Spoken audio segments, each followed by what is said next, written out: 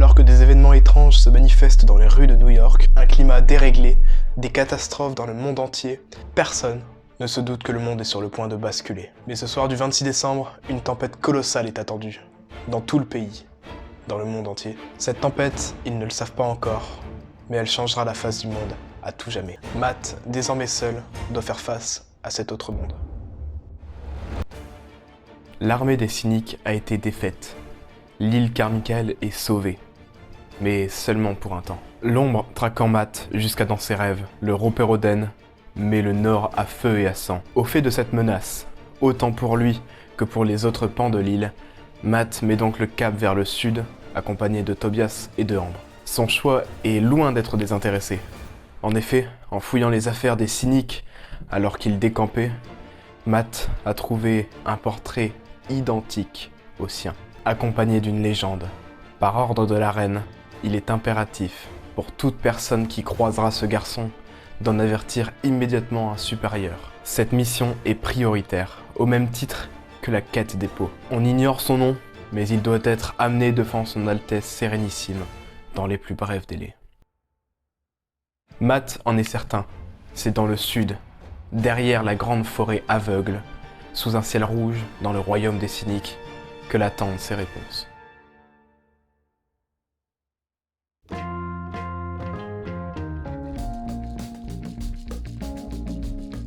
Bonjour et bienvenue sur la chaîne Symbole Vidéo, je suis Matt et aujourd'hui nous allons parler d'Autre Monde 2. Cette vidéo sera un poil différente de la première. Primo, il n'y aura pas de partie no spoil, tout simplement parce que je considère que si vous êtes ici sur la vidéo Autre Monde 2, c'est que vous avez quand même lu le livre ou que vous m'aimez beaucoup. Secondo, cette vidéo était à la base censée être une vidéo englobant les 2 derniers livres du premier cycle d'Autre Monde, donc Autre Monde 2 et 3. Mais en écrivant le script, je me suis juste en fait rendu compte que la vidéo allait durer 25 minutes. C'est pas que je vous aime pas, mais je préfère quand même le séparer. Donc la vidéo sera séparée en 2 parties. Une première où je vais résumer, et Dieu sait que résumer c'est un bien grand mot, parce que là je vais juste en fait vous parler du livre et vous le décrire du début à la fin. Sans pause. Et ensuite dans la deuxième, je donnerai mon avis dans une courte conclusion. Voilà. J'en profite de vous avoir pour vous demander de vous abonner et de liker cette vidéo, si elle vous plaît bien sûr, et si elle vous plaît vraiment beaucoup, n'hésitez pas à laisser un commentaire, nous ça nous aide beaucoup et ça nous touche. Et maintenant, passons au résumé. L'Alliance des Trois, accompagnée de Plume, la grande chienne de Matt, marche vers le sud. Dépassant Washington après une quinzaine de jours de marche, ils arrivent enfin en lisière de la forêt aveugle. Un immense mur végétal coupant ce qui était avant les vestiges des États-Unis en deux. Cette forêt, dont les plus hauts sommets semblent atteindre des milliers de mètres, semble impossible à traverser. Mais le trio, traqué par le Roperoden, n'a plus le choix. Elle doit s'y enfoncer pour échapper à leur implacable ennemi. Sur le chemin, alors qu'ils arrivent en lisière de la forêt aveugle, ils tombent sur Terry et la féroce team. Des pans, tout comme eux, qui se sont installés non loin de la forêt aveugle. Ce clan, très différent, semble traumatisé par les trahisons et l'idée même de grandir. Instaurant des règles injustes, comme le bannissement de n'importe quel pan arrivé à l'âge de 17 ans ou l'interdiction d'avoir des relations sexuelles, le bannissement de toute fille ayant ces règles, mais aussi une interdiction formelle de parler de l'altération. Matt et Tobias, encore jeunes, ne peuvent que constater le rejet quasiment systématique d'Ambre de la part des membres de la féroce team, considérée comme une potentielle traîtresse. Donc après quelques jours de repos bien mérités, l'Alliance des Trois se remet en marche en direction de la forêt aveugle. En atteignant les sous-bois, ils se rendent compte de l'immensité de la forêt, ainsi que la présence d'êtres étranges vivant dans ces bois. Esquivant plusieurs monstres et animaux ayant muté pendant la tempête, nos 3 héros découvrent un monde totalement à part, où ne survit que le plus fort. Forcés d'accélérer la marche alors que le Roperoden est à leur trousse, les échassiers engagent alors un combat que nos 3 héros ne peuvent pas gagner, un combat perdu d'avance. Mais alors que tout semblait perdu, les étoiles tombèrent pour les sauver et les emmener avec eux dans le ciel. Plusieurs heures plus tard, se réveillant à l'intérieur d'une grande structure en bois, nos pans peuvent enfin faire la rencontre de ces étoiles. Il se révéla en fait que ces mystérieuses étoiles n'étaient en fait que des pans, tout comme eux, à la seule différence qu'ils avaient les lèvres et les cheveux verts, que leurs ongles étaient couleur de bois et que leurs yeux reflétaient une étrange lueur. Ce que nos trois héros avaient d'abord confondu avec des étoiles n'était autre en fait que des armures de chitine de fourmis brillantes dans la nuit comme en plein jour. Leurs sauveurs leur révélèrent qu'ils étaient non pas sur la terre ferme, mais au sommet de la forêt aveugle, dans un endroit qu'ils appellent eux-mêmes la mer sèche, et que la grande structure de bois n'était autre qu'un navire flottant sur les arbres, le vaisseau matrice. Ils emmenèrent les héros dans leur ville, taillés dans un immense arbre qu'ils appelaient le nid, peuplé de chloropamphile, le nom qu'Ambre avait donné à ces pans, étranges, différents d'eux, mais à la fois très proches. Ils furent menés au Conseil des femmes, l'instance dirigeante du nid, où ils gagnèrent le droit de rester parmi eux. Enfin en sécurité, en haut de la cime des arbres, Ambre, Tobias et Matt se fondirent parmi la population. À leur contact, ils découvrirent leur savoir-faire, leur maîtrise quasi parfaite de l'altération et leur connaissance pour naviguer sur la mer sèche, à l'aide de grands navires et de ballons à air chaud. Se prêtant aux croyances des chloropamphiles, ils furent emmenés à l'arbre de vie, dans son sein même où se trouvait l'âme de vie, une boule de lumière aveuglante de 3 mètres de diamètre. Lors de la cérémonie, une personne avait le droit de la toucher, provoquant une sensation indescriptible dans l'assemblée, mélange de bien-être et d'émotions fortes, aussi belle et envoûtante que le chant des sirènes.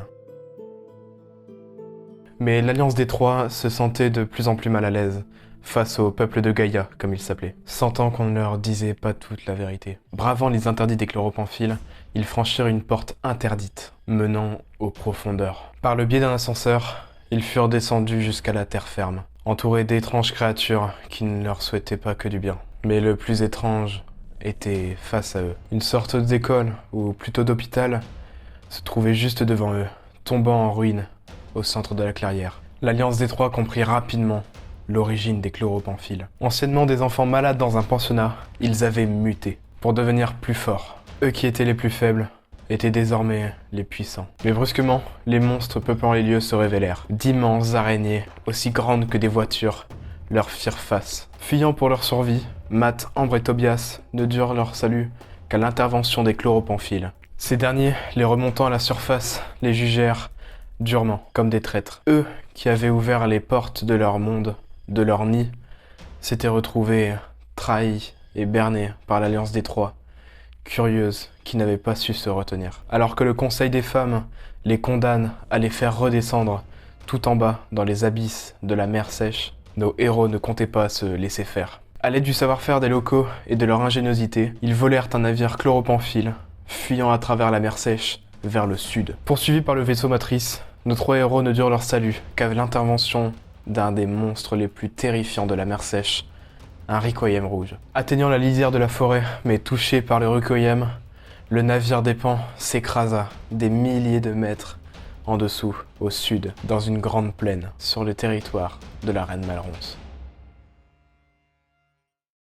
Ayant survécu au crash, Matt, Ambre et Tobias, suivant une caravane, arrivèrent bientôt en vue d'une ville. Une ville cynique, construite autour d'une ancienne université néo-gothique, traversée en deux par un grand fleuve et entourée d'épaisses murailles. Les cyniques appelaient cette ville leur capitale, Babylone. Se mettant d'accord sur le fait que Matt pourrait être reconnu s'il venait à s'afficher en ville, au fait de son portrait qui était placardé un peu partout, ils décidèrent de se séparer. Ambre et Tobias se faisant passer pour des traîtres pans qui rejoignaient le royaume cynique, et Matt qui resterait à l'extérieur pour observer et attendre. Ambre et Tobias, à l'intérieur de Babylone, découvriront de nombreuses choses. Tout d'abord, la présence d'autres pans en ville, mais des pans qui semblaient différents, amorphes, dénués d'émotions, sans vie. La cause, un anneau, planté dans le nombril. Se renseignant à droite et à gauche pour obtenir des informations, Tobias reconnut dans un coin sombre une échoppe. Une échoppe qu'il avait déjà vue avant la tempête. Le bazar de Balthazar. Là-bas, ils y apprirent beaucoup de choses.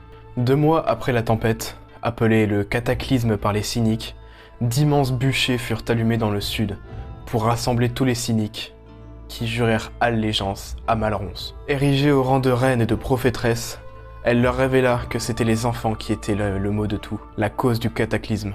À cause de leurs caprices, à cause de leurs péchés. Mais Malronce, elle, allait guider les cyniques vers l'avenir, vers un monde meilleur. S'étant réveillée sur une grande carte de roches volcaniques, le testament de Roche, et visitée par des visions, elle se mettra à la recherche de cet enfant qui l'aidera à décrypter cette carte. Et tout cela grâce au grain de beauté. Balthazar, ni bon ni mauvais, leur révèle que c'est pour cette raison que les cyniques enlèvent des enfants. C'est cela, la quête des pots. Ils y apprirent aussi que Colin, le traître de l'île Carmichael, vivait ici, au service d'un homme à la terrible réputation, le buveur d'innocence. Avec les renseignements de Balthazar, ils le trouvèrent à la taverne en face, en train de se saouler. D'abord suspicieux, Colin, terrifié, fuira en direction des tours de l'université quand il verra son maître revenir. En effet, son maître, le buveur d'innocence, se déplaçait à l'aide d'un dirigeable. Un dirigeable, dont la cabine était aussi épaisse qu'un grand navire, et sa voile n'était autre qu'une méduse. Pendant ce temps, Matt, en dehors de la ville, repérera quelque chose qui attirera son attention. Ignorant toute discrétion, Matt engagea le combat pour tenter de sauver Plume. Massacrant tous les cyniques aux alentours à l'aide de son altération de force et des entraînements reçus des chloropamphile, il s'effondra finalement, tandis que les hommes de Malronce le capturaient. Ramenés en ville sous les yeux de Ambre et de Tobias, ces derniers n'avaient cependant pas dit leur dernier mot. Se faufilant en douce dans le bazar de Balthazar afin d'y chercher de quoi s'introduire dans le château, ils sont alors surpris par Balthazar, le maître des lieux, qui leur révèle de nombreuses choses. Il révèle alors que tous les autres adultes ont perdu la mémoire. Mais lui, grand neurologue ayant beaucoup voyagé et exploré les moindres recoins du cerveau humain, semble avoir été épargné. Il n'est pas hostile envers les Pans et semble même vouloir les aider. Mais malgré l'aide de Balthazar et de tous leurs efforts,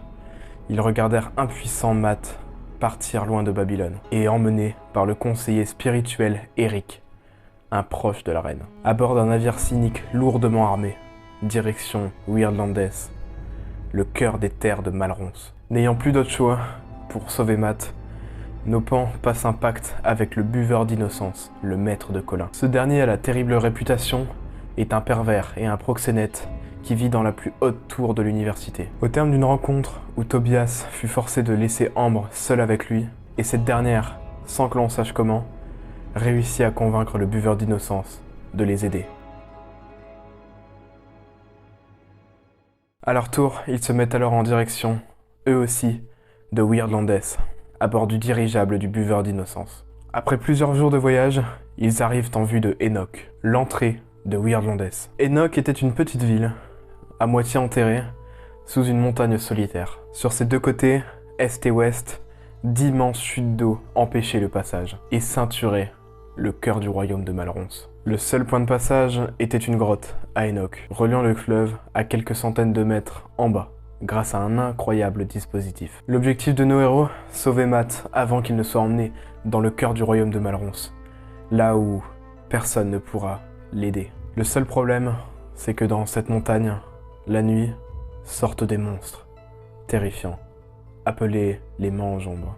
Ces monstres, ressemblant à de grosses chauves-souris triangulaires, abattaient leurs victimes en volant leurs ombres et en les dévorant vivantes. Et c'est pour cette raison que Enoch est une ville enterrée. Tous les habitants, à la nuit tombée, rentrent chez eux, dans la peur d'être dévorés par les Mangeombres. Pendant ce temps, Tobias et Ambre, arrivés avant Matt, mettent au point un plan pour le sauver. Pour cela, ils sauvent 9 autres Pans de l'anneau ombilical, le dispositif servant aux cyniques pour transformer les Pans en esclaves, et se mettent en place. Ils escomptent attaquer les gardes de Matt au moment où celui-ci doit descendre les 2000 escaliers menant à Weirdlandes.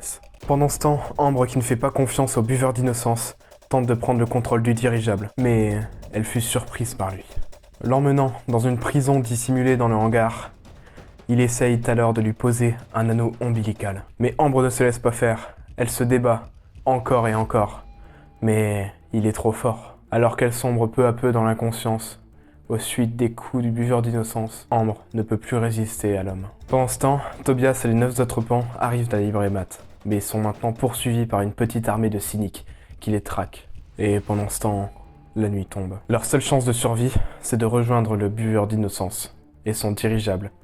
Mais il se trouve en plein milieu de la plaine, et la nuit est tombée. Maintenant, il fallait choisir entre mourir contre les cyniques ou contre les Mangeombres. Choisissant la deuxième option, les Pans et Colin s'enfuirent à travers la plaine. Pris en chasse par les Mangeombres, ils fuient comme ils peuvent. Mais Ils sont trop nombreux. Ils doivent se résigner à combattre. Combattre pour leur vie. Pour Matt, Tobias, Colin et les autres pans, le combat semble perdu. Ils font face à des dizaines et des dizaines, voire des centaines de monstres qui les encerclent.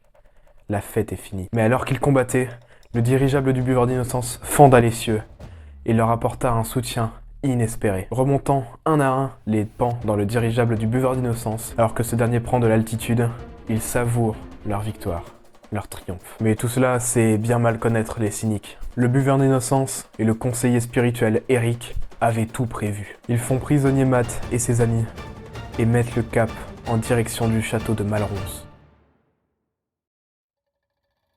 Ils les enferment alors dans la petite cellule, dissimulée dans le hangar. Retrouvant Ambre, qui avait réussi à repousser le buveur d'innocence avec son altération avant qu'il ne lui pose un nano ombilical, ils échafaudent un plan osé pour sortir de la cellule. Parvenant à tromper le garde et à se saisir d'armes, ils marchent désormais en direction de la cabine de pilotage afin de prendre le contrôle du dirigeable. Mais la sournoiserie n'était pas finie. Deux mains surgies du plafond saisirent Ambre et l'emmenèrent en haut, sur le toit du dirigeable. Matt le suivit et, combinant son altération de force à la télékinésie d'Ambre, ils réussirent à terrasser le conseiller spirituel. Puis, ils surprirent le buveur d'innocence et le firent prisonnier. Décidant de les jeter dans le fleuve, du haut du dirigeable, Ambre exécuta personnellement la sentence. Propulsant le buveur d'innocence, les mains liées, dans le fleuve, Ambre avait accompli sa vengeance. Et c'était la fin. Ils avaient triomphé, mais même s'ils n'avaient pas eu toutes leurs réponses, ils devaient rentrer chez eux. Alors qu'ils remontaient vers le nord, Matt raconta son histoire. Et surtout, l'Européroden. Et malheureusement, elle ne tomba pas dans l'oreille d'un sourd. 7 jours après avoir quitté Enoch, Colin, qui pilotait le dirigeable, retrouva enfin la piste du Européroden. Alors que Tobias essayait de le raisonner, Colin sabota les commandes et fonça droit en direction de l'orage du Européroden. Et, en quelques instants, la tempête se calma et l'Européroden fut sur eux. Un grand voile noir flottant en l'air, surmonté d'un visage squelettique et aux traits déformés, l'Européroden leur faisait face. Alors que Colin le suppliait de le laisser venir avec lui, l'Européroden accéda à sa demande et l'avala. Et avant que Matt ou Ambre puissent y réagir, s'empara de Tobias, qui sombra à travers le voile noir. Mais avant que quiconque ne puisse réagir, la méduse, touchée par un éclair, prenant brusquement de l'altitude, la prise rapide de vitesse projeta l'Européroden en dehors du dirigeable. Continuant sur sa lancée pendant de longs kilomètres, elle se mit à perdre de plus en plus d'altitude, s'écrasant finalement au nord, dans les terres Pan. Faisant la rencontre de Floyd, un long marcheur qui les avait vus s'écraser, Matt, dévasté par la disparition de Tobias, reste cependant concentré sur son objectif, sauver son peuple. Et pour cela, il devait gagner Eden, la capitale des Pans. Car une menace bien plus importante et puissante que l'Européroden se mettait en branle au sud, dans les terres de Malronce. En effet, Matt, alors qu'il était toujours prisonnier des cyniques à Enoch, avait pu fausser compagnie quelque temps à ses geôliers dans le but de s'échapper. Mais à la place, il était tombé sur quelque chose de bien plus important. Un plan d'invasion, 15 000 soldats, 5 armées, des ordres détaillés pour éradiquer leur civilisation. Fort de ces informations, Matt devait maintenant rejoindre Eden pour préparer son peuple à une guerre qu'il ne pourrait gagner.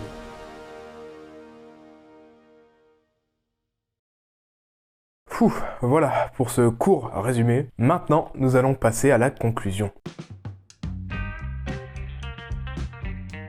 Ce deuxième livre, fort des bases du premier, nous propose à nouveau un grand voyage. Depuis la féroce Team à Babylone, en passant par les nids et les chloropemphiles, on traverse des environnements variés. Et même si tout pourrait être un exemple pour décrire cela, la forêt aveugle en est peut-être le meilleur exemple. Dans ces abysses où la lumière ne filtre pas, où les monstres mutants sont légion et où les mystères s'épaississent à mesure qu'ils s'enfoncent dans ses entrailles, le passage Oni est une véritable bouffée d'air, autant rafraîchissant dans ces environnements que par les personnages qu'il dépeint. Les chloropemphiles, à la fois proches et lointains, forment une communauté à part, se prenant pour des êtres supérieurs, notamment grâce à l'âme de vie.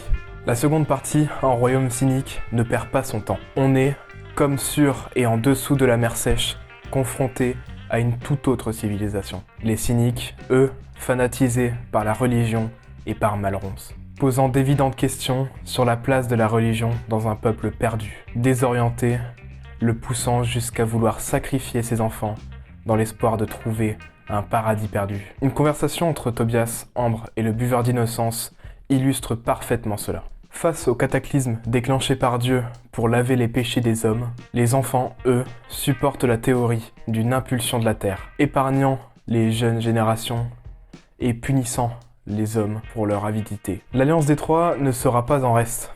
Chacun de nos trois héros évolue, même si Tobias a l'évolution la moins flagrante, ce que je trouve dommage. Il reste toujours un peu le gamin naïf, mais pas dénué de courage, et toujours dans l'ombre de Matt ou de Ambre. Matt, lui, se forge une véritable âme de leader, et un fantastique guerrier. Ambre a l'évolution peut-être la plus touchante, la plus complexe.